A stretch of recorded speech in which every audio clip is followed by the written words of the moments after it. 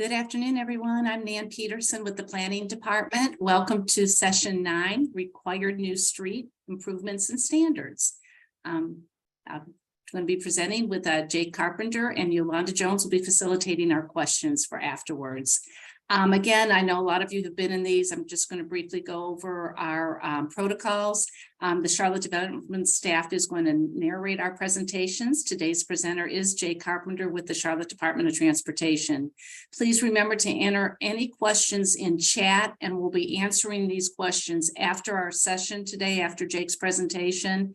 And also at the end, it also allows you an opportunity to ask any questions that you maybe did not have time to answer during the presentation.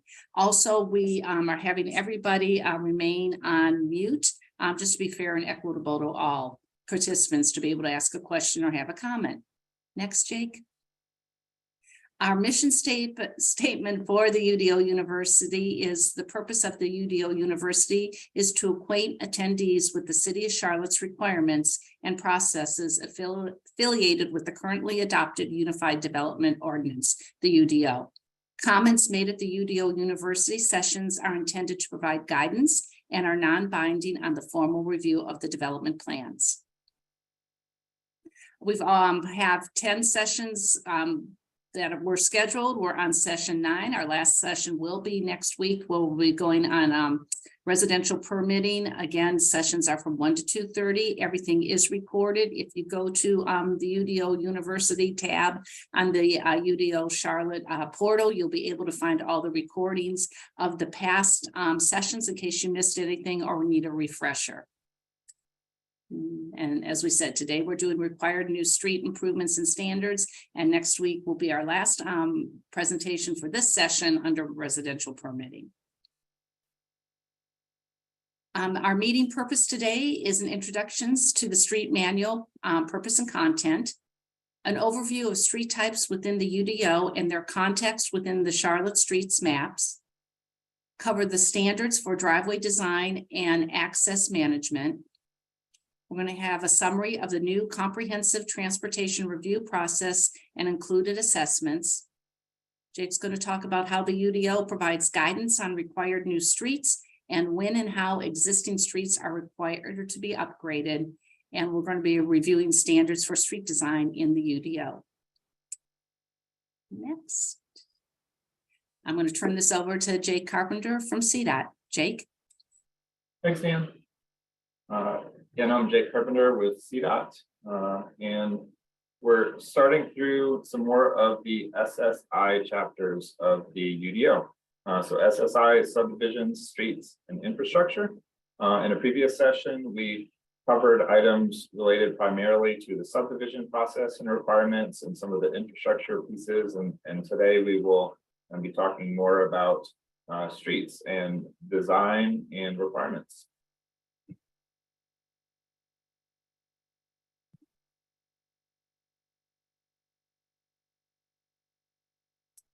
So infrastructure requirements have been consolidated under the new UDO. Previously, under old ordinance, we had subdivision ordinance, chapter 19, which dealt with sidewalk requirements and other zoning ordinance items, and they've all been consolidated into what we call SSI and SSI chapters of the UDO. So in a previous session, we covered Articles 29 through 31 and 34. And today we will be covering Articles 32, which is required new street and transportation improvements, as well as Article 33, which is standards for streets, off-street, public paths, and cross access. As part of this, we will also start with the Charlotte Streets Manual and the Charlotte Streets Map. The Streets Manual is a supporting document of the UDO. It is an adopted document. You can find it on the supporting documents page of the UDO website. It consists of 3 components: the streets map, access management and driveway design, and the comprehensive transportation review. So section 1.1 of the Streets Manual is the streets map. This is an interactive map that is linked through the UDO supporting documents page. It illustrates existing and future public street network and the type, design, and location of streets. So street type summary. Previous nomenclature, you might remember major, minor, thoroughfare, and other naming conventions. In the UDO, we have street types that are referenced on the streets map, and including arterials. They are shown on the streets map, their location and cross section, and they correspond to arterial street type standards. The four arterial types are Parkway, Boulevard, Avenue, and Main Street, and they vary in design to accommodate different types of streets. And so Parkway is more managed access with higher speed volumes and more auto oriented, going down to Boulevard, Avenue, and Main Street, which is more direct access, lower speed, lower volume, and pedestrian oriented. Other street types on the streets map are limited access streets. And so these are location only on the map, and they correspond to federal and state design and access requirements. The city does not control design or access to these streets. Jacob, can I stop you just a second? It looks like we have a couple of people having some audio issues in the chat, and I just want to be sure that we fix that before we go forward. Can anyone, well, you can't hear me, you see me moving. I guess I can type in the chat. Can anyone hear me?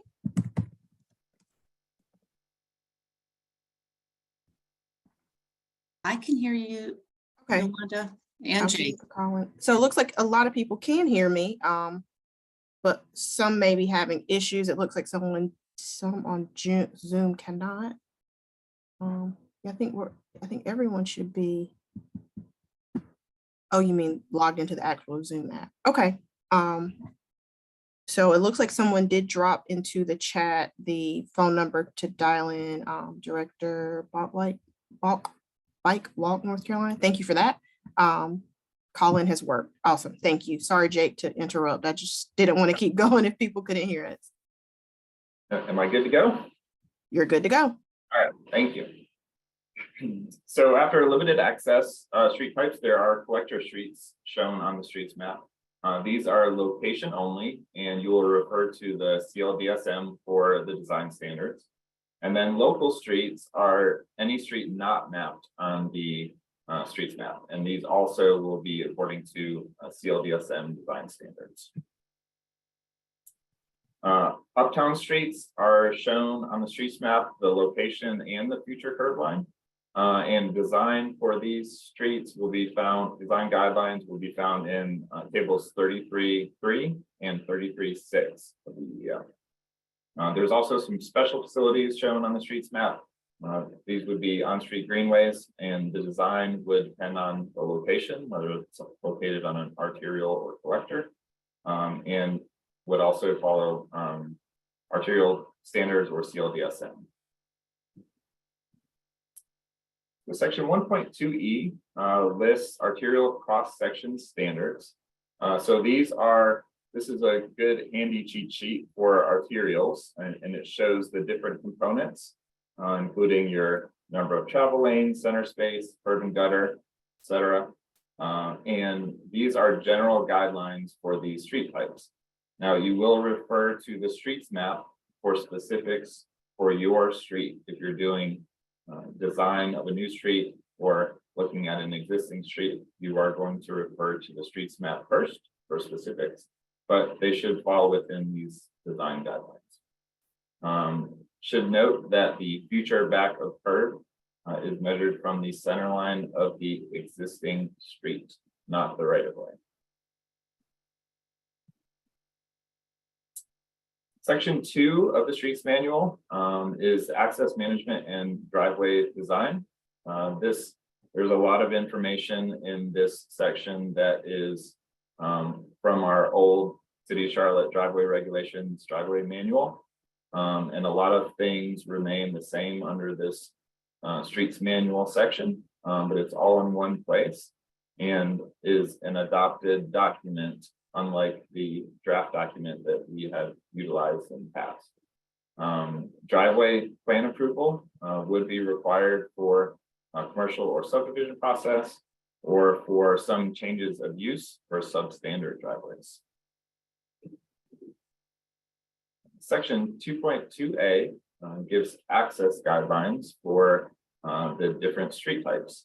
And so it lists a preferred access location, access amount and spacing, and or typical access restrictions. These are listed by the typical outcomes for these street types. CDOT will apply guidance and consider site-specific conditions as they arise for your specific project. But in general, we'll follow these guidelines that you see. If an exception is requested from the standard guideline shown here, the designer must demonstrate the reason. So if you are on a boulevard and you want an individual driveway, which is number 5 on the priority order, instead of one of the ones above it, you will have to demonstrate to CDOT why that is and why the others do not work. Section 2.2B talks about driveway location. Typically, signalized intersections or restricted access would be within 200 feet of a traffic signal. That's in UDO 31.3. Unsignalized intersections are also evaluated according to that section as far as location. Driveways spacing between adjacent driveways would be 50-foot minimum for non-median divided facilities and a 20-foot minimum for median divided facilities. At property lines, driveways should be located 10 feet from the property line. If an adjacent drive is closer than 10 feet to the property line, then there may be an additional requirement for spacing from your property. Section 2.2C is access restrictions and mitigation. In the UDO itself, in 31.3, there are common restrictions that may come up, and that might include, as mentioned, 200 feet of a signalized intersection within the limits of a dual left turn lane or site distance requirements. And so when access is restricted from full access, typically the design is going to be the raised concrete median, and pork chop only is not accepted or approved at driveways. Section 2.2D goes over supporting transportation infrastructure. The city does have authority to require turn lanes for private development.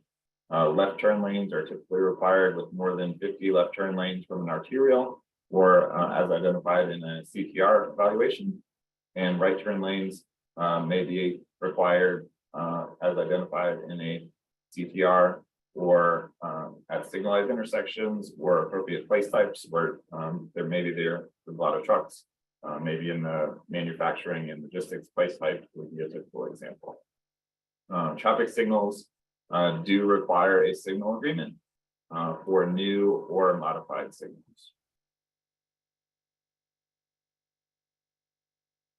Section 2.3A goes over the driveway design criteria. The driveway types are similar to what you may be familiar with under previous development structure, type 1, 2, 2 modified, 3, and 4. And there is description, intent, and parameters listed in table 2.2. CDOT may require a different standard type of driveway depending on the unique situation. And also the designer may submit a differing standard with supporting reasons.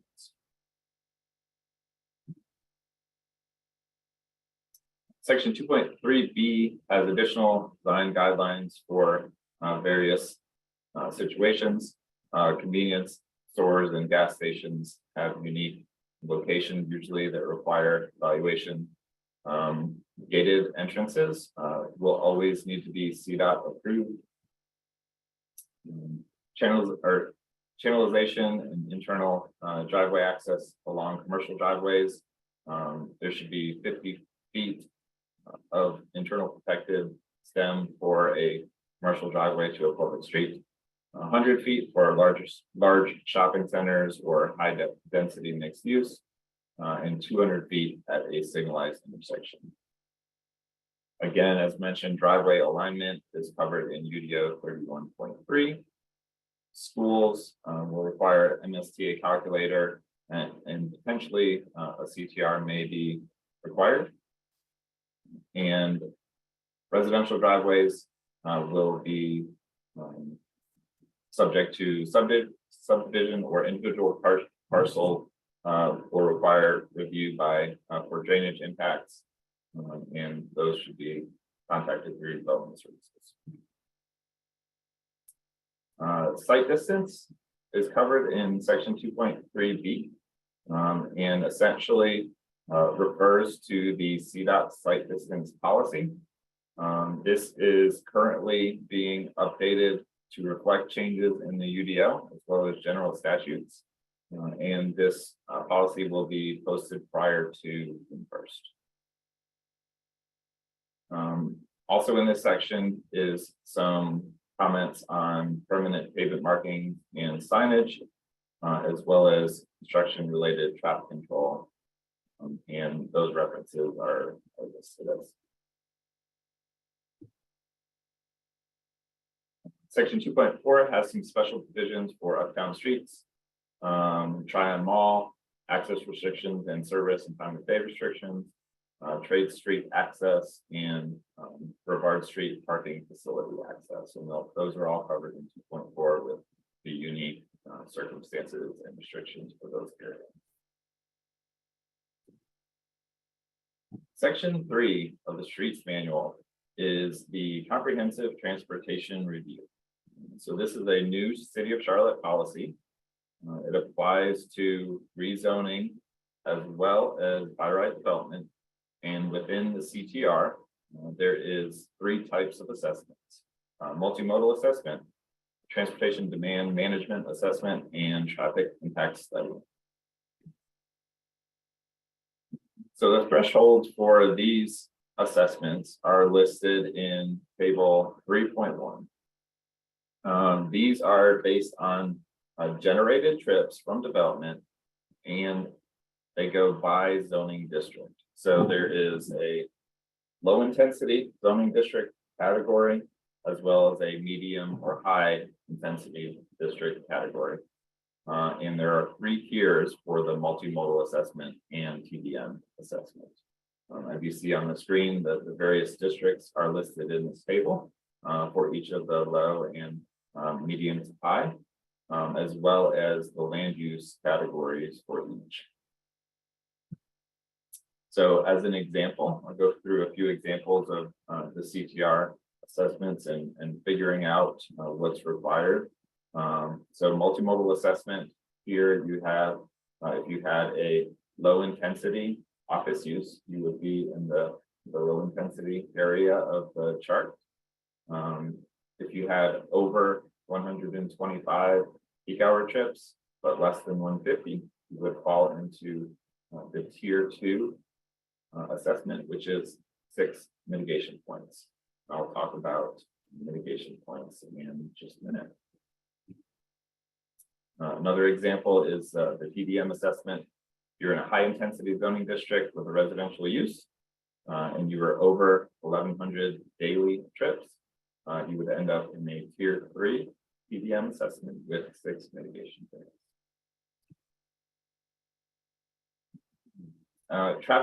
Traffic study thresholds. These have changed from our previous traffic study guidelines.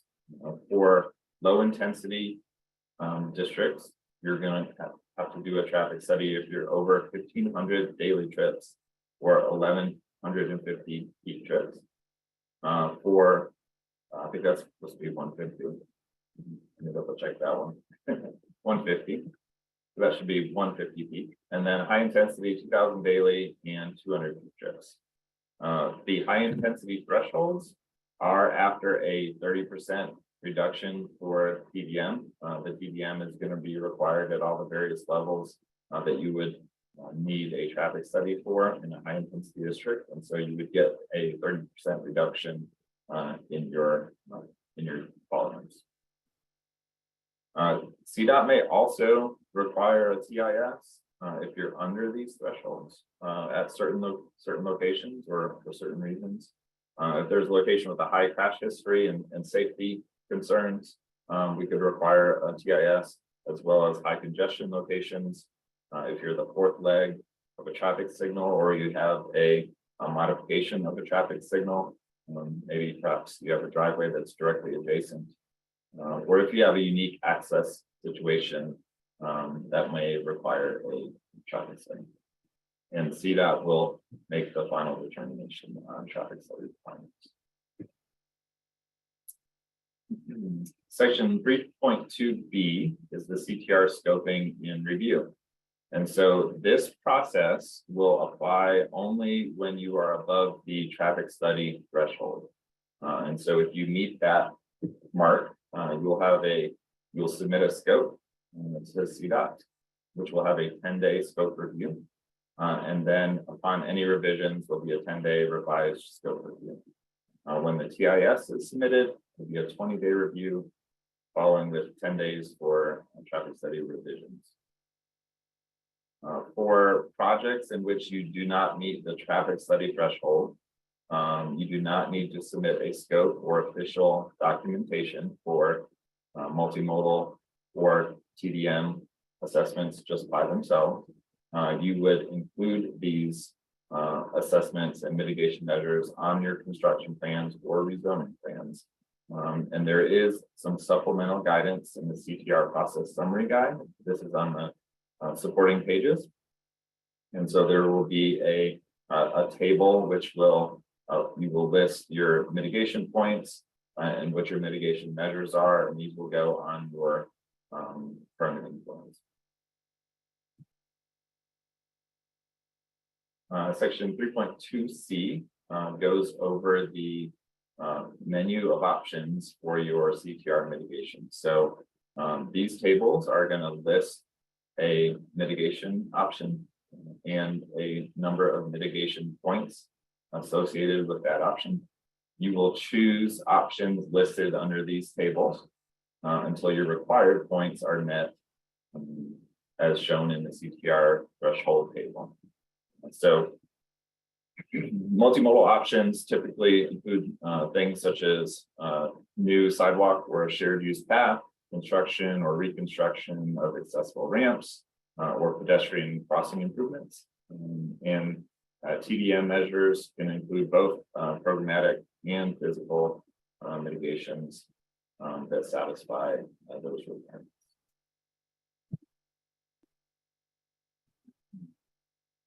Section 3.5, traffic impact study. So this goes through the traffic impact study guidelines. So a traffic study is met when the previous thresholds have been reached, but also may be required or updated if a development land use mix changes, access to the site changes, a previous traffic study is more than 2 years old, or there are other changes to the surrounding area. The TIS methodology that's listed in this section has been updated and is more in line with the requirements from NCDOT. As some of you who are in the traffic study world may know that we had different thresholds and mitigations and requirements, and we are more in line and will be more streamlined review with NCDOT. For the assessments in the CTR, a traffic study still must be completed by a North Carolina professional engineer, but the multimodal assessment and TDM assessment can be completed by an other qualified professional, which may include planners, architects, or other engineers working on the project.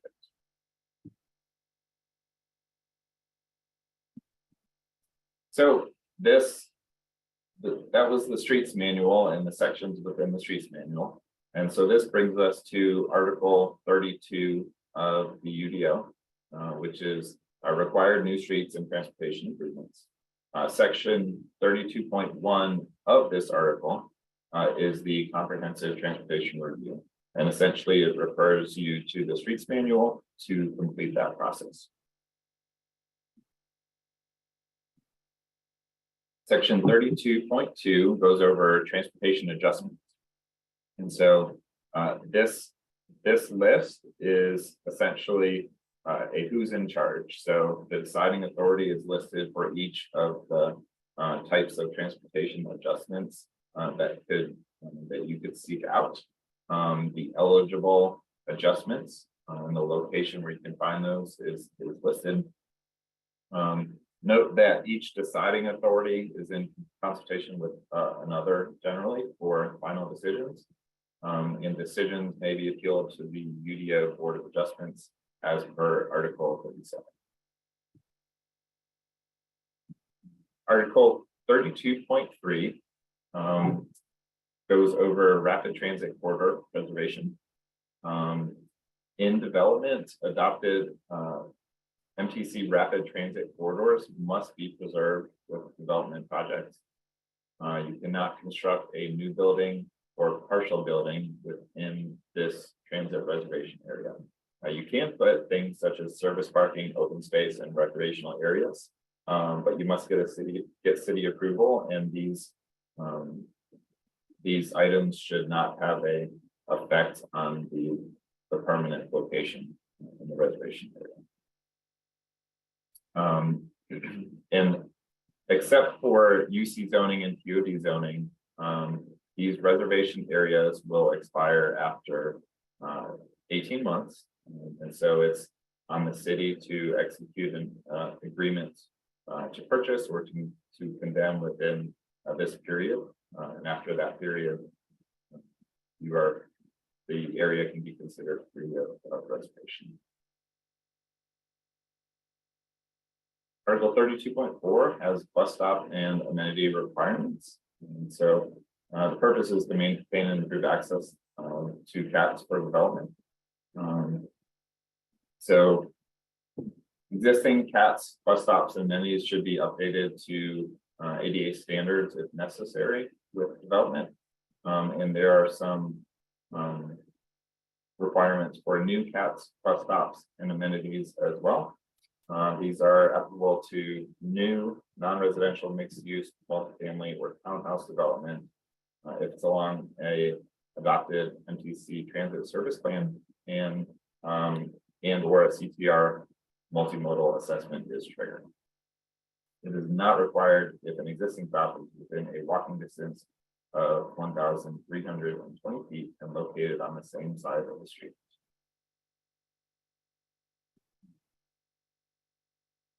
New CATs, bus stops, and amenities, when required, must be designed to CATs bus stop standards.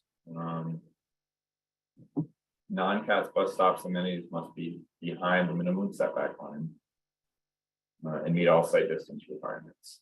There are some exceptions, including steep slopes, site distance conflicts, or unsafe conditions for transit system, motor vehicles, or pedestrians. Article 32.5 goes over required new streets.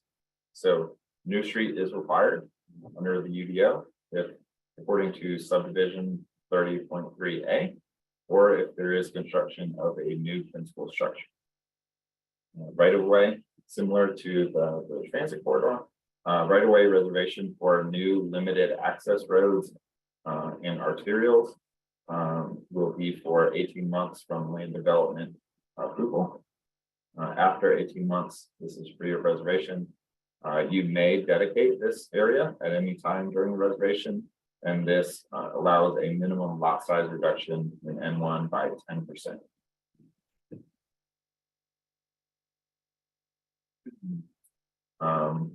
Main streets are shown on the streets map and may be proposed if requirements are met. Collectors are required to be constructed and right-of-way dedicated when on the streets map. Collector required if intersections, if intersects with an arterial and is greater than 1 lot per acre, more than 125 lots, more than 125 dwelling units, or serves a collector function. So local streets are going to be your new streets that are either required by Article 31, or if there is any other proposed public street. If there is a new street that is allowed to be private, it must have a public access. Site distance is also mentioned in 32.5, and it must meet AASHTO requirements in the streets manual, which references our CDOT site distance policy. Article 32.6 is required off-street public paths. And so these are public pedestrian and or bike connections, transit trails, greenway trails, off-street trail connections. They're required for new subdivisions, subject to the subdivision regulations. When there is a new principal structure also, except for new single-family, duplex, triplex, or quadruplex.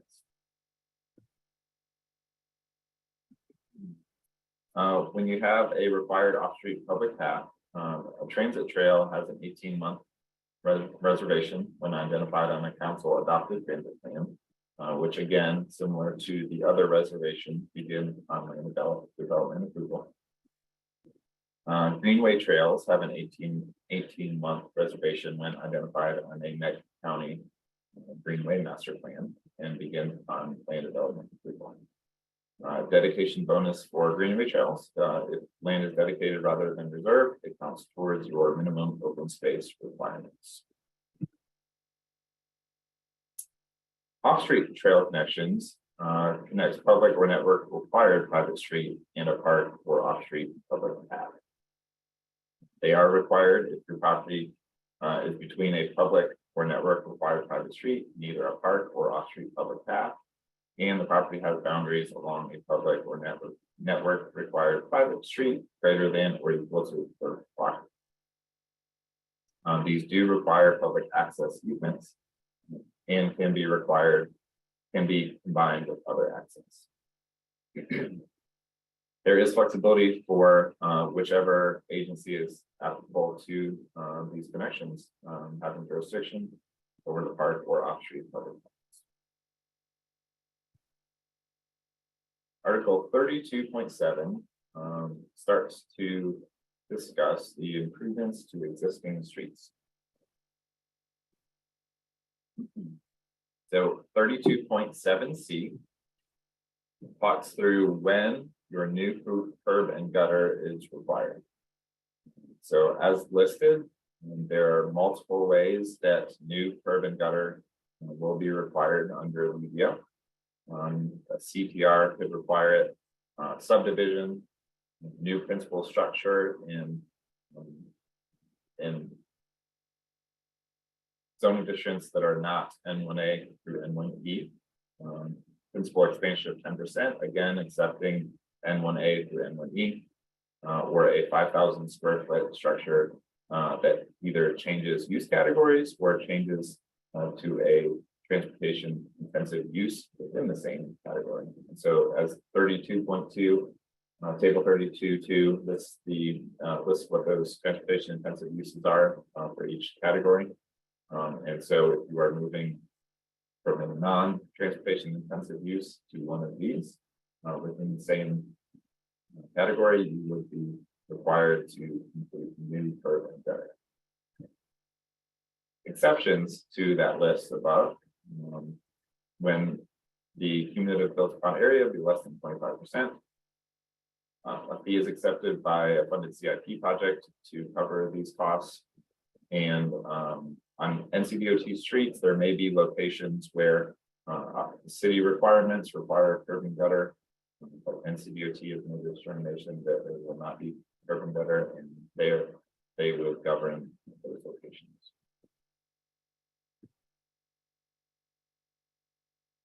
Relocating curb and gutter. So if there is existing curb and gutter There are times when you will be required by the UDO to relocate.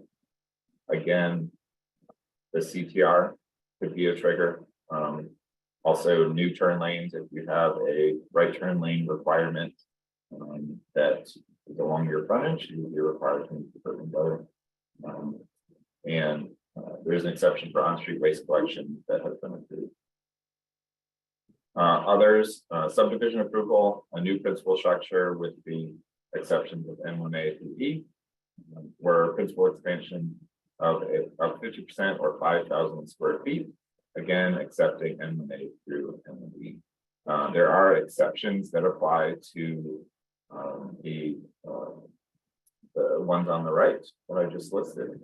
And these are some of those exceptions.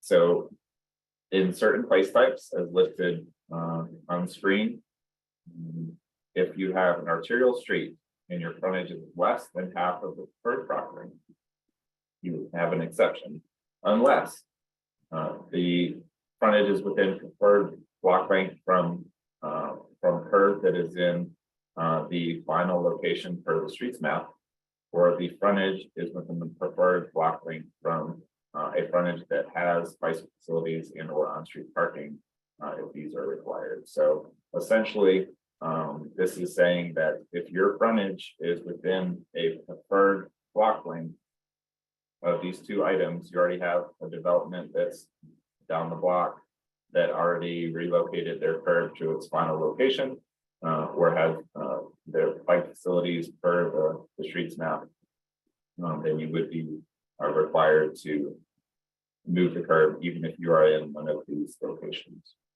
and meet the requirements as shown. Collector and local streets will have higher thresholds.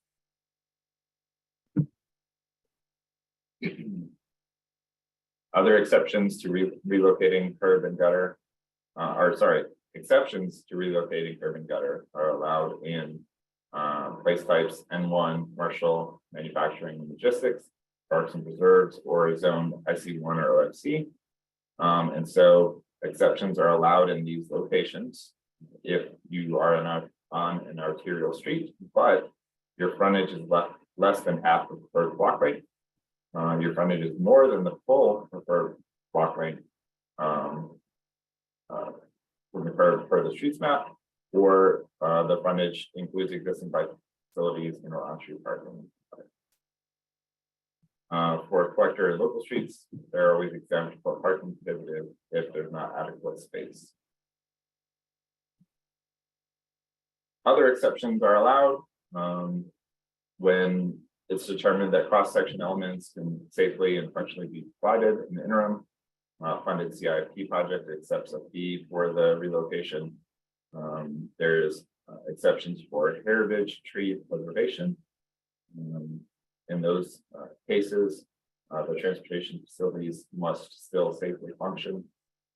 And there are also exceptions if you have stormwater impacts that cause disproportionate impacts or other topographical constraints or other conditions.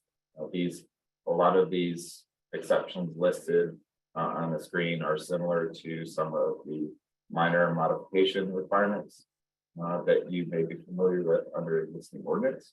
And listed on the screen is the governing department that would make the call for these exceptions.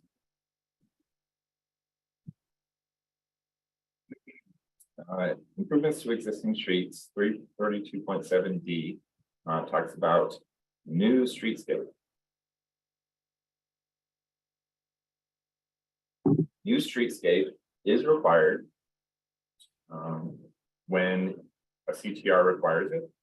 You meet subdivision requirements, curb and gutter, that's a new or relocated is required. There's a new principal structure. An existing 1,500 square foot structure changes use category or similar to the other. There's a change to a transportation intensive use within the same category. An existing building expands by 1,000 square feet. Or there is additional parking that requires a new sidewalk connection for pedestrian pedestrians between parking area and principal use, or there is a new or expansion of outdoor dining by 1,000 square feet. So the highlighted requirements, there are exceptions in N1 unless it is part of a subdivision. Existing streetscape updating is required when a CTR requires it. It meets subdivision 33A. There's curb and gutter, new or relocated as required, or there is a new principal structure. There are additional triggers for when substandard streetscape is required, but for upgrading substandard streetscape, those are listed in 32.7B2B, and those triggers would be upgrading substandard streetscape, and that's defined as sidewalks that are 2 feet or more less than the required width, or 6 feet less than 6 amenity zone and planning strips that are less than 6 foot in depth. 32.7D3 has streetscape modifications for tree preservation. So this would be made by the chief urban forester, and they could make modifications to streetscape requirements to accommodate the preservation of certain trees that meet certain standards. And the order of prioritization would be to have the sidewalk between the trees and the building, and then between the curb and the trees with substandard planting strip, and then at the back of curb with an additional foot of width. When these modifications are required on arterials,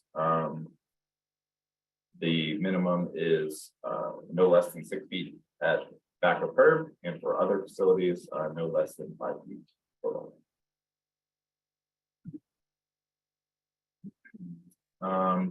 32.7D4 talks about constrained space. So if you have an existing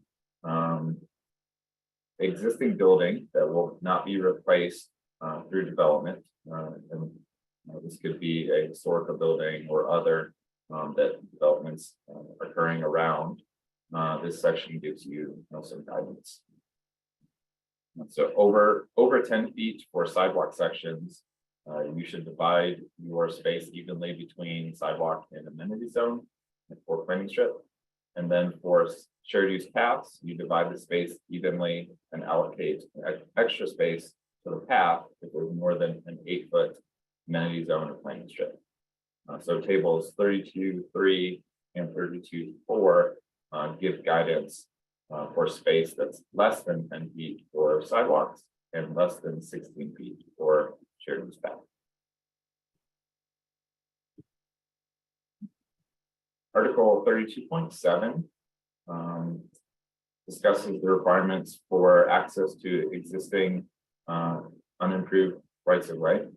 So this is an existing policy that was put in the UDO when you have parcels that access unimproved rights of way. So access maybe is allowed through these rights of way to public streets. Access can be graded through the existing right of way to access the lot, and the access drive must be constructed with gravel, asphalt, or concrete. Article 33. So this article talks about the standards for streets, off-street public paths, and cross access. 33.1 just lists some of the technical standards that are used. The CLDSM is familiar, and then also stormwater design manual and others as listed. This section also references the Charlotte Streets map, which we discussed, and has locations existing and planned future arterial and collector streets, and as well as shared use paths along local streets and standards for existing facilities. Article 33.3 is street design. So table 33.1 has standards listed for each of the following: new street location and classification, existing street classification, future backward curb location, curb and gutter, and right of way. This is a reference for all of these facility types, and it's going to be very helpful. Some of the highlighted areas reference additional resources found within this section, section 33.3.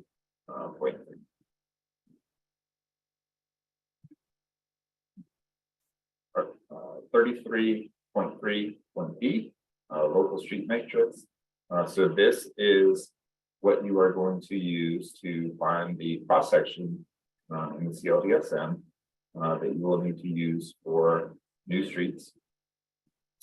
It's got cross sections by place type, and you will use it as a matrix to determine. There are some conditions that allow some flexibility for certain place types based on the need for parking.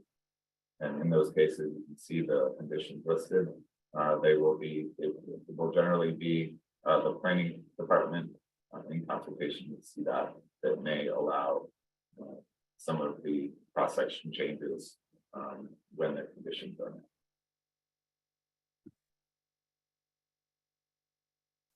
33.3.C, streetscape reference. So it lists where to find your standards for sidewalk and shared use path dimensions, amenity zone and planning strip, whether it's required, and the amenity zone and planning strip dimensions. So these are going to be located, it's going to tell you if it's located on the streets map or a table within the UDO for reference.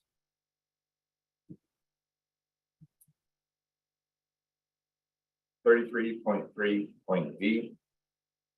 It's the sidewalk dimensions for local and collectors, and this is listed by place type.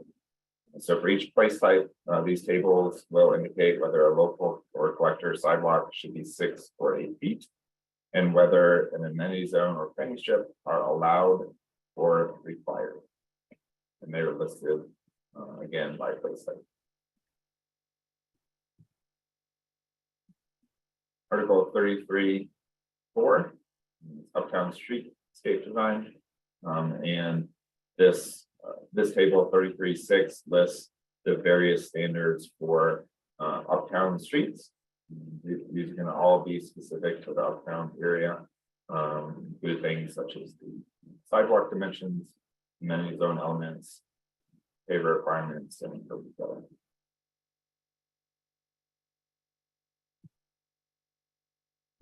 Article 33.5 parts through off-street public paths.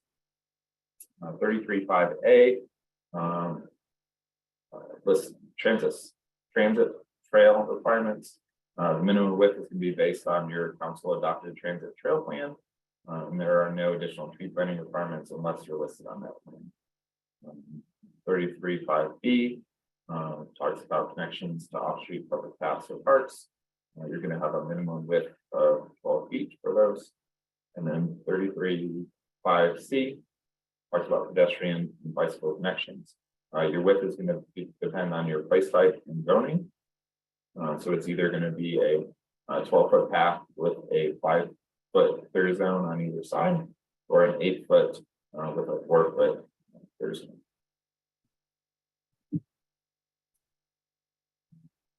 The last section for today is Article 33.6, which is cross-access, and this is just a continuation of the previous cross-access requirements, and it just essentially states that the design requirements require a minimum of a 20-foot wide two-way paved connection when the cross-access requirements are met. And with that, we have reached the end of today's sections, and I will throw it back to you for discussion. Thank you. That was a lot of information. You probably need to take a breath and a drink of water. I'm going to go back to the top. Just one second. I tried to keep up with the chat. I know there were some questions around specific slides, so I hope I was able to keep up with that. The very first question we have comes from Walter, and it says, please provide an example of a change of use that would require a new or modified driveway permit. Hey everyone, my name's Julian Burton. I work the Strategic Mobility Division of Charlotte DOT. I'm going to help out with some of these questions. I may turn it over to Jake in a couple of situations, but I'll try to handle as much as I can. For this first question, the specific language in the UDO related to change of use in a driveway permit, so they said it would be a change of use for a structure of 5,000 square feet or more in gross floor area, or a change of use that creates more than 20 additional trips.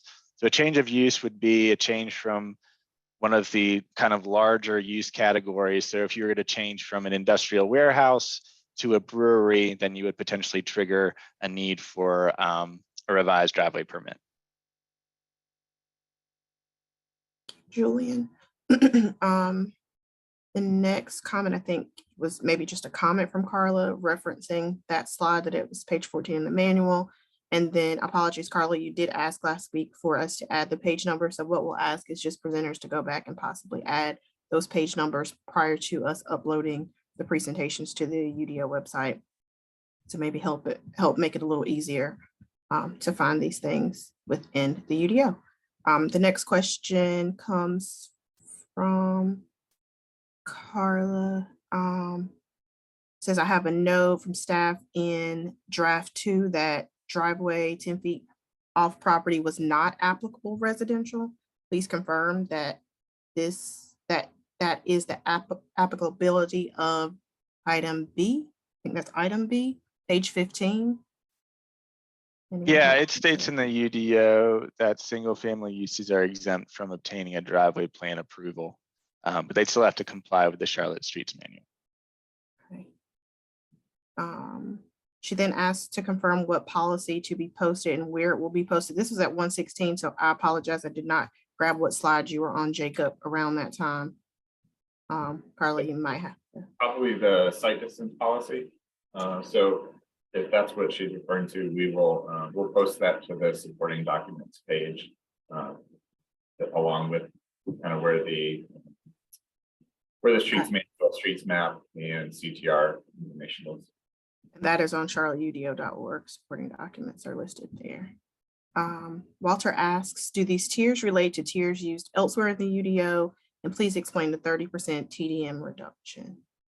Yep, so the tiers that are discussed in the CTR are specific only to the CTR. So the multimodal and the TDM tiers, there's 3 tiers for each of those. To determine those, you're going to follow the process that I identified and is more described in that section. And it's only applicable to the streets manual and the CPR assessments. Sorry, what was the second part of that question? I think you may have gotten it. Let me go back. Please explain the 30% TDM. Yep. Okay. So if you have a site that generates 3,000 daily trips and it's in a high intensity use area or district, you would get a 30% reduction in trips to determine kind of where your threshold is. So when you're evaluating whether you meet the thresholds for a traffic study, you're not going to use 3,000, but instead you would use 70% of that. So you would use 2,100. And so 2,100 would be your new total trips generated after that 30% reduction. Thanks, Jacob. The next question comes from Carla. What supporting pages and where? And I did write down, I think you were on slide 30, which was 3.2 point B when this question was asked. I don't know if you must have referenced supporting pages, and she's asking supporting pages and where. And I don't know if that's supporting documents as well. Yeah, the supplemental guidance is again on that supporting documents page. It's actually on the streets manual page, I believe. And that's been in there. We will update it slightly before we go live on June 1st. Make some small changes, but that gives it's really just kind of a summary on the process for the assessments, and has a table where you can list out everything that you would include on the permanent programs. Matthew asks how is the TDM commitments, how do the TDM commitments get enforced? So right now we don't have a published enforcement structure. There are some guidance on where the city can contact the TDM coordinator or contact to verify information, but we don't have anything published at this time on enforcement. Okay. The next question comes from Walter. He asks, what city were the mitigation options copied from? I'm assuming, and why is engineering registration limited to North Carolina? I can speak on the last part. So traffic studies always have to be completed by a engineer registered in the state that they're being completed in. So if you're in North Carolina and you're doing a traffic study in North Carolina, it must be a North Carolina PE. That's a regulation. If you're in South Carolina, you would require a South Carolina PE. I didn't quite understand the first part of that question. I think I can take a shot at it. In terms of how the mitigation options were developed, there was a lot of peer city research. So it certainly wasn't copied from one particular city, but there was a lot of research done on other cities that implement these types of mitigations and CTR. And there was some stakeholder engagement as well to make sure that everything was tailored specifically for Charlotte. Thanks, Julian. Carla asked, I believe I have this at 126. Appeal is article what? This was slide 33, Jacob. 32.3. I believe she was asking this question. Slide 33. I believe either 31 or I'm sorry, 32 or 33. And the question is, appeal is article what? Article 37 describes the appealing to the UDO Board of Adjustment. Thank you. Jennifer asks, what qualifies as an adopted corridor as it relates to the rapid transit corridor reservation? Yeah, I don't know if anyone from CATS is on the call, but I'll take a shot at it. It's generally just a corridor that's been adopted by the Metropolitan Transit Commission. Thank you. Linda asks 32.4, what requirement would be needed to have some type of concrete platform and seating at each bus stop?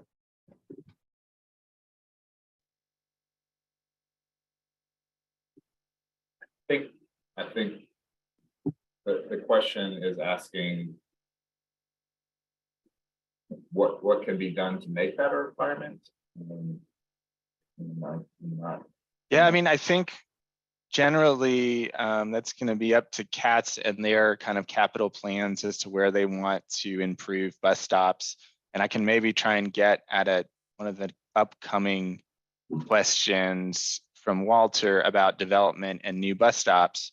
So the other route would be if your development is triggering a need because of how many trips there would be generated from that development for a new bus stop, then you would be required to install that bus stop in that case. So that would be the way that it would come through development. And then the other way would be for CATS to install that themselves. Thank you. Carla asked, does the new RESID structure require a new road, section 33.5A2?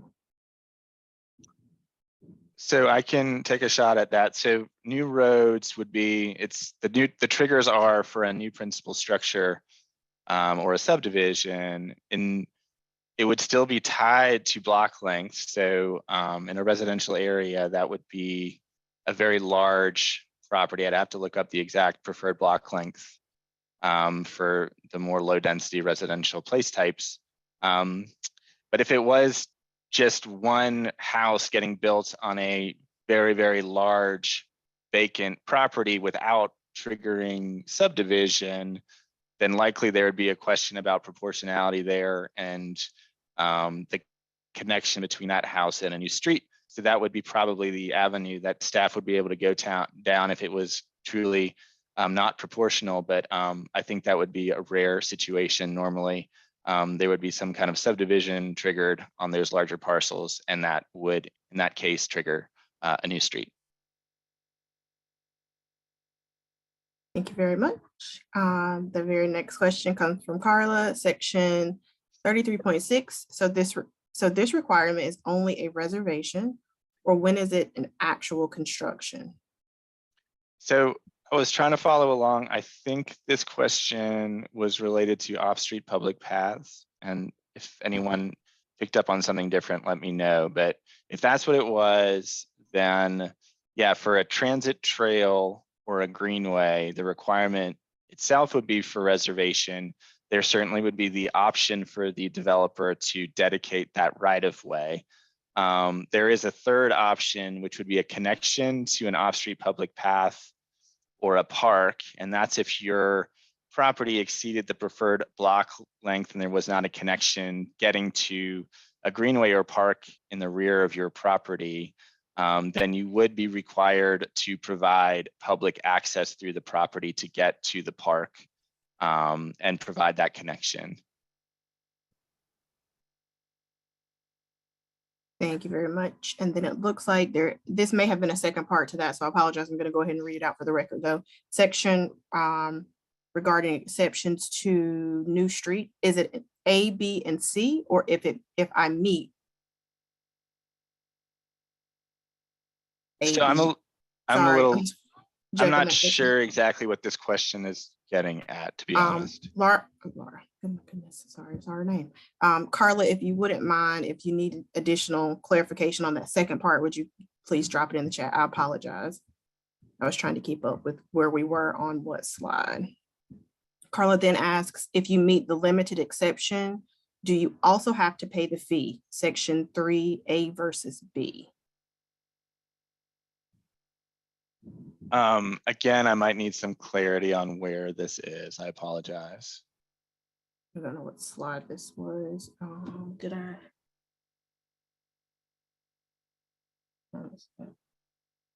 32.7 maybe. I believe I wrote that down. Maybe that's where that one fell. Carla, I apologize again. If you need additional clarification, please drop that in the chat. So sorry, guys, trying to keep up. Walter asks, how is the substandard street defined? So I thought this was covered. To me, it's based on where we were in the presentation. It sounded like it was when Jake was going through substandard streetscape. And I think this slide may have ended up defining that after Walter answered that question. Walter, let us know if that's not right, but I think this does the job here. Yeah, his question may be more to a substandard street. So a substandard street itself would be defined as a street that does not meet the requirements for the section that's required for the street itself. So if we're not talking about streetscape and we're talking about the actual street, pavement width, et cetera, then that would be defined by the CLDSM section.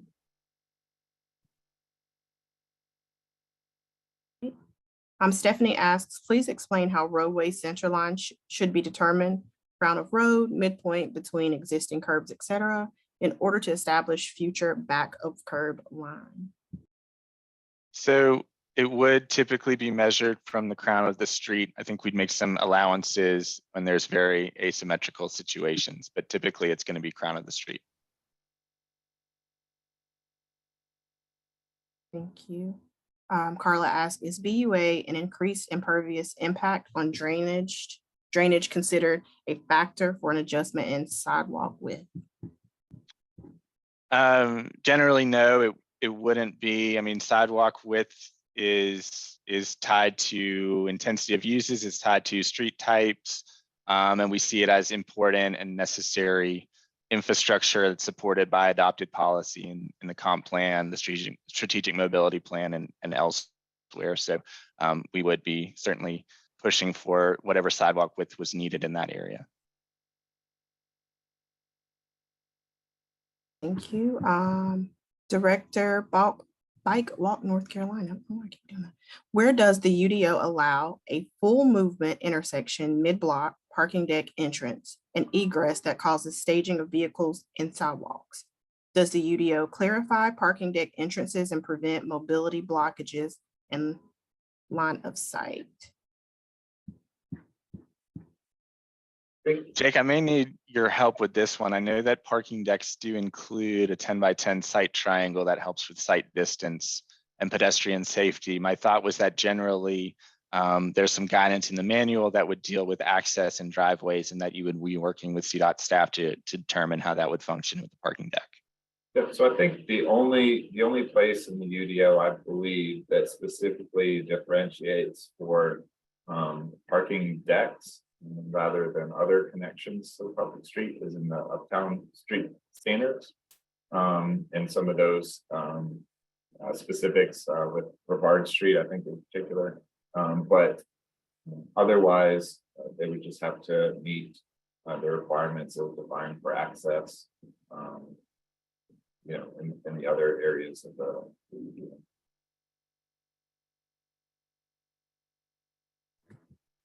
Thank you. It looks like the next is a statement, not necessarily a question, where Walter might have some questions around metrics, where there are certain decisions for parameters. Walter, you may be asking, I don't know holistically if there's something specific, but if you could give us a specific maybe topic. You just said many topics. I'm not really sure if you had anything, and I'm sorry, I don't remember where we were in the presentation at that point.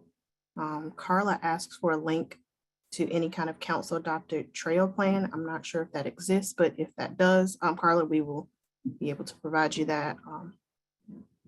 And staff can work behind the scenes to get you that. Walter asks, where is the authority to require a property owner to provide cross access to another's property? I don't know if anybody can answer that, or where does the authority lie, maybe?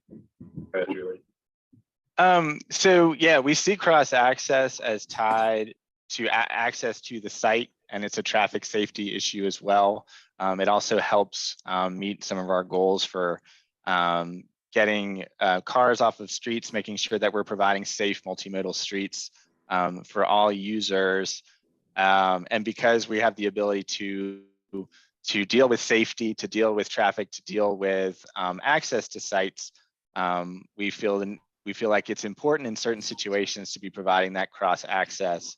And I think there was another question about cross access as well coming up, so I'll just try to get to that one while we're discussing it. But you would not have to make the final connection. You would basically have to stub to the adjacent property. You would not need permission from an existing property owner to make that connection. You would stub it, and then when that adjacent property redeveloped and triggered cross access, then they would then finish that connection, and you would just be required to make an easement along your property. There would not necessarily need to be collaboration between the two property owners, apart from lining up the access points. And just as a note, there is a lot of there's exceptions to those requirements. Staff has the ability to approve modifications to the requirements or the standards associated with cross access if it is unreasonable or not proportional to what's going on the site. And to add, Julian, I think maybe part of the question was about, as an existing property owner, you're not required to do anything new to accommodate a cross access. So if you don't already have a stub for cross access, you would not be required to do anything if you're not following.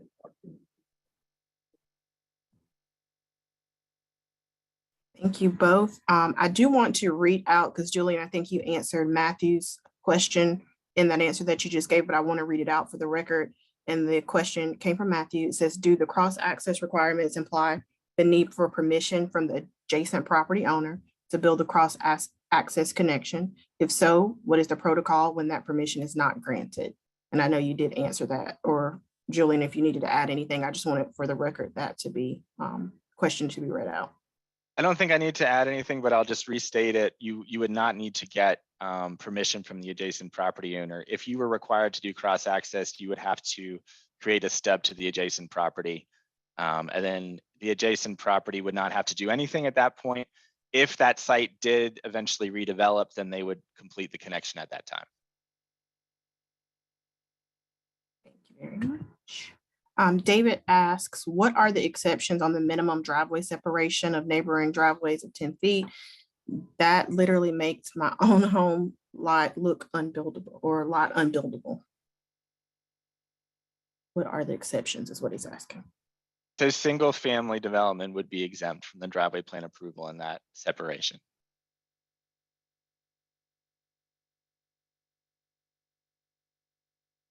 Thank you. Elise asks, what cities were used as peer cities? We have a list of those that we could possibly share. And if we need to, reach back out if you have. Julian, Yeah, I know we have them. I don't have them on hand. So Okay. If it's okay, we can reach back out with that information. Absolutely. Thank you, Walter, for the compliment. I'm trying my very best to keep up with all of the questions. Carla asks, what are the exceptions for bus stops in the ETJ or areas with no bus service? And it does look like John Howard is on and says that you could reach out to him, jghoward@charlottenc.gov for questions about CATS requirements. We do have an email address that's an overall UDO email address, and I'll ask Kate to drop that into the chat now. That if you have questions that you just want to go ahead and drop in one place, we will get those over to the correct people so we can get that to John if needed to get you an answer. It looks because I don't know if any of us in this space can answer that or. I'll just say one thing. I don't know if it gets at the question at all, Carla, but and one thing I failed to mention about new bus stop requirements is that they would have to be along an actual bus route. So it wouldn't just be any development anywhere that would be required to put in a bus stop. Thanks, Julie. Walter asked, is a street substandard every time the city changes the standard? I guess, is a street considered substandard every time? I don't know. That's something we can answer if we need to follow up.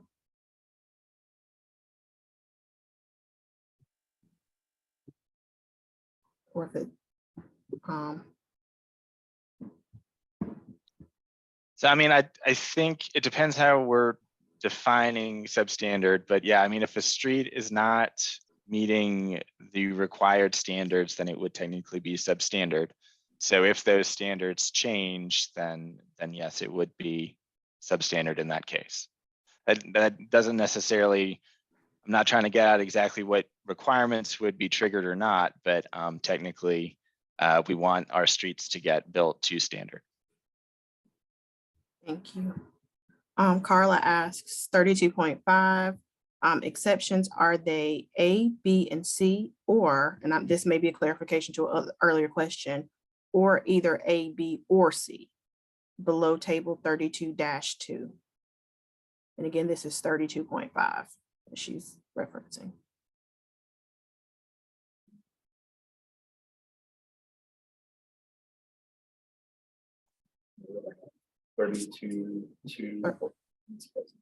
And table 32, it says below table 32-2. And I'll just go ahead and read the question out again. 32.5, exceptions, are they A, B, and C, or either A, B, or C? I'll ask Julian, maybe if you can don't know if you can pull up that table. I would think it is 4, but someone who can look at that table.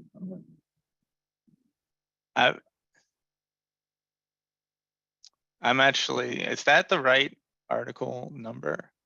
I don't see a table.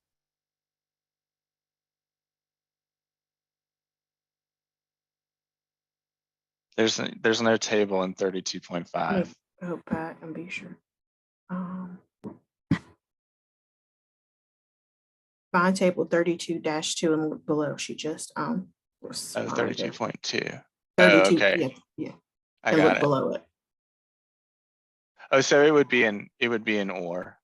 Any of those would be an exception. Thank you. And I don't know if this looks like a different section, but Carla also asked section 32.6 off-street paths. Is this requirement only a reservation or when it is actual construction? Right, I think I got at this already. Okay. About, yeah, no, I can restate it, but it's transit trails and greenways. The requirement is for reservation with an option to dedicate the right of way. And then connections to off-street public paths or parks, which would be through the property when it meets this, when it exceeds the preferred block length, would be a requirement for construction and providing that access. Thank you. And I think based on Walter's next 2 statements, I think he's just certain places he, I guess, would like to know where the metric came from to make those decisions, and if they are staff decisions, how they were found or substantiated. Matthew does say, thanks, Julian. To clarify, you wouldn't need to physically pave the property line, though, correct? Since that wouldn't be possible without getting adjacent property permission. So the requirement is to stub. I don't know if there's a technicality there as to where that stub actually ends in reference to the property line. But that would be something that we would work through in implementation if that was an issue. But yes, the requirement would be to pave so that the connection could be completed by the adjacent property owner.